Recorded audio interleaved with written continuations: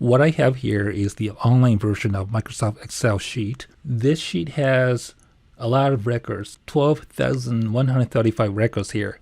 What I want to do here is I just want to keep the records that fall into under math, science, information system communication, and the business management categories in this column. And I want to delete all the other records. There's a quick and easy way to do that, so I'm going to show you how to do it. To do that, first you need to go to the Data tab,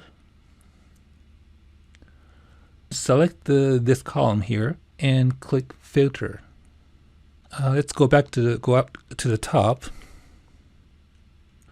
This label here for this column, it's a subject area. It has this toggle thing or drop down menu here.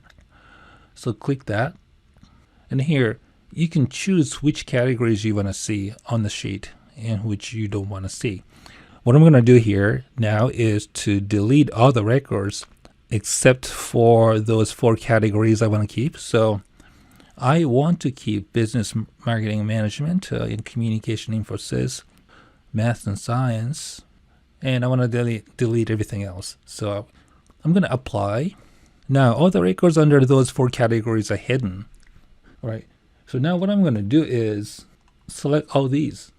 I'm going to select all these records, all these rows.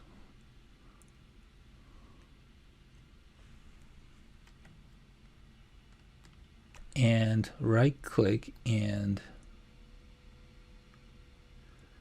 delete rows.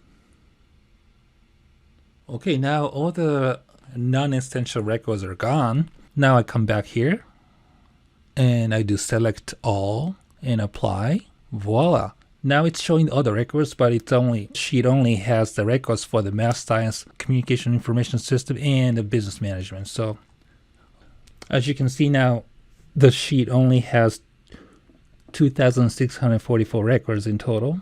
So as far as I know, this is the fastest way to clean up the records.